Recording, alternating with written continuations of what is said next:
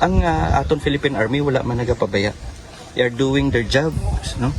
Kag ang amon nga effort collectively of Danay gabuligay kami kag ga-update both sides ang LGU kag ang Philippine Army para ma-suppress ini nga mga grupo. 5 hinihinalang miyembro ng New People's Army o NPA ang nasawi habang 8 matataas na kalibre ng baril ang nasamsam sa magkakasunod na engkwentro sa bayan ng Kawayan, Negros Occidental.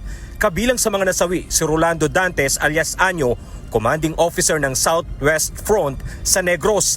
Nangyari ang mga sagupaan sa mga liblib na bahagi ng Barangay Abaca at Barangay Poblasyon noong Sabado, May 16. Ayon kay Kawayan Mayor John Ray Tabuhara, resulta ng pinagsamang operasyon ng 15th Infantry Battalion, lokal na pamahalaan at mga residente ang naging engkwentro laban sa umano'y miyembro ng CPP-NPA. Iginiit ng alkalde na lehitimo ang operasyon at bahagi ito ng patuloy na pagsisikap upang mapanatili ang kaayusan at kapayapaan sa kanilang bayan.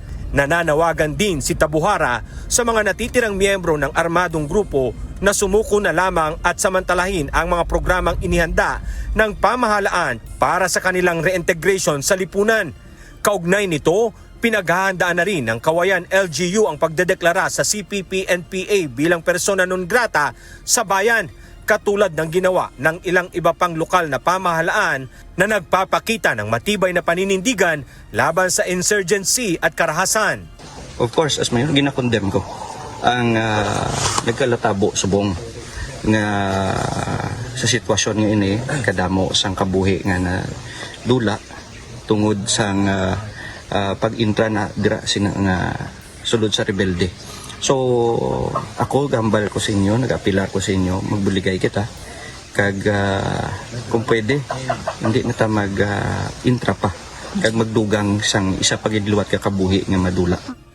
Ikinasa ng militar ang operasyon matapos makatanggap ng impormasyon mula sa mga residente hinggil sa presensya ng mga armadong individual na sinasabing mga NPA.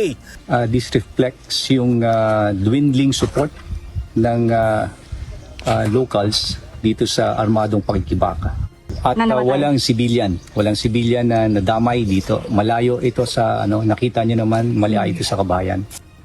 Agad din namang nagsagawa ang 3rd Infantry Division sa pamamagitan ng 15th Infantry Battalion ng stress debriefing at awareness campaign sa Barangay Manuling, Kawayan kahapon matapos ang isinagawang operasyon.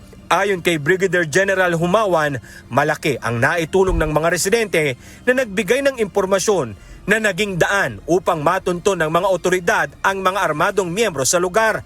Layunin ng patuloy na operasyon na hikayatin ang mga natitirang armadong elemento na isuko ang kanilang mga armas at magbalik loob sa pamahalaan para sa pangmatagalang kapayapaan at seguridad sa Negros Island.